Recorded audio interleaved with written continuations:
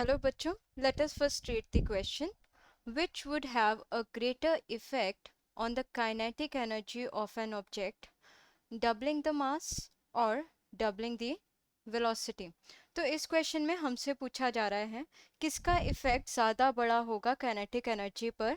अगर हम mass double कर देंगे तब ज़्यादा फर्क पड़ेगा काइनेटिक एनर्जी पे, या जब हम वेलोसिटी डबल कर देंगे तब ज़्यादा फर्क पड़ेगा। सबसे पहले हम ये समझते हैं कि काइनेटिक एनर्जी होता क्या है, जो कि है हमारा की कॉन्सेप्ट। अगर इस क्वेश्चन को सॉल्व करना है तो हमें पता होना चाहिए कि काइनेटिक एनर्जी क्या होता है। काइनेटिक एनर्जी को हम के ई लिख कर चलेंगे। Kinetic energy is the energy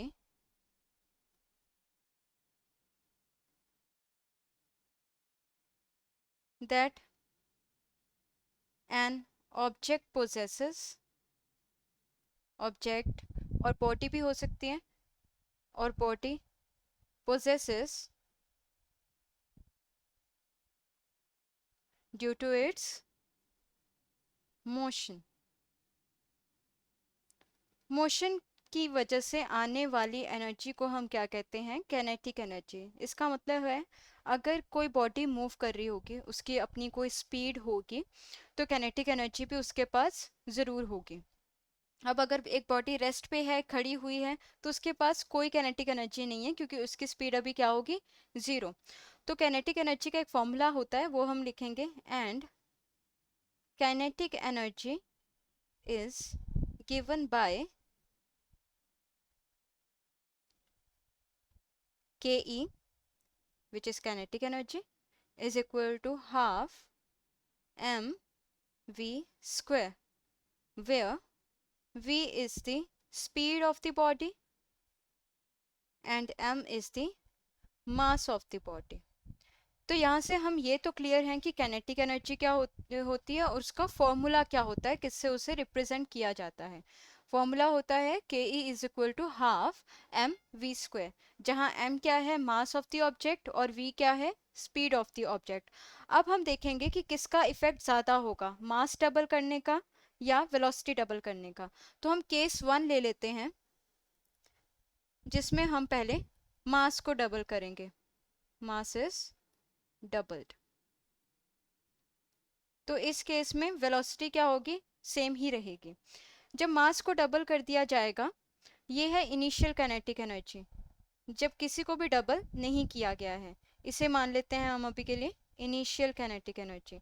अब जब मास को डबल कर दिया जाएगा तो फॉर्मूले में क्या होगा? K E final is equal to half, mass को डबल कर दिया गया है तो मास क्या हो जाएगा? 2m।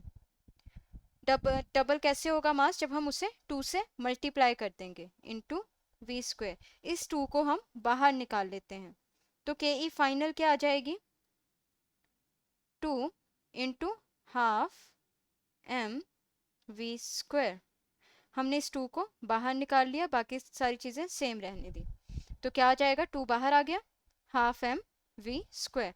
तो यहाँ से के ई फाइनल जो है वो क्या आ जाएगा? 2 इंटू, अब यहाँ देखिए, half M V square, half M V square ही क्या है? काइनेटिक एनर्जी इनिशियल वाली है, जब कुछ भी डबल नहीं किया है। तो मास डबल करने से काइनेटिक एनर्जी पे क्या फर्क पड़ा? काइनेटिक एनर्जी भी डबल हो गई। मास डबल करने से काइनेटिक एनर्जी डबल हो गई, और हमने अभी ये इफेक्ट देखा है। अब हम देखेंगे कि वेलोसिटी डबल करने से क्या होता है। उसे हम मानते हैं केस 2। Velocity is doubled. अब वेलोसिटी डबल कर देंगे तो इनिशियल वेलोसिटी अगर v थी तो फाइनल वेलोसिटी क्या हो जाएगी? 2v। अब उसे फॉर्मूले में पुट करते हैं, K E final is equal to half, सिर्फ वेलोसिटी को डबल किया गया है तो मास सेम रहेगा m। वेलोसिटी क्या हो जाएगी? 2v का स्क्वायर, क्योंकि फॉर्मूला क्या था? Half m v square. तो वेलोसिटी क्या होगी? है ट्वाइस ऑफ v, दुगनी हो गई है वेलोसिटी, तो ये आ जाएगा। अब हमें पता है जब हम स्क्वायर को खोलेंगे तो क्या आ जाएगा? हाफ m स्क्वायर को खोल दिया जाएगा, 2 का स्क्वायर होता है 4 और v का स्क्वायर हो जाएगा v स्क्वायर। अब इस 4 को हम बाहर ले आते हैं तो के ई फाइनल क्या आ जाएगी, के ई फाइनल आ जाएगी 4 times half M V square. अब यहाँ से क्या हम के ई फाइनल को लिख सकते हैं कि 4 टाइम्स के ई इनिशियल है, क्योंकि के ई इनिशियल क्या थी हमारे पास, हाफ एम वी स्क्वायर। तो जब मास डबल किया हमने तो काइनेटिक एनर्जी क्या हो गई, डबल। लेकिन जब हमने वेलोसिटी को डबल किया तो काइनेटिक एनर्जी क्या हो गई, 4 टाइम्स। तो किसका इफेक्ट ज़्यादा बड़ा था, वेलोसिटी को डबल करने का इफेक्ट ज़्यादा बड़ा था, क्योंकि उसके डबल होने से जो फाइनल काइनेटिक एनर्जी है वो 4 टाइम्स बढ़ जाती है। तो हमारा फाइनल आंसर क्या होगा, greater effect will be doubling the velocity.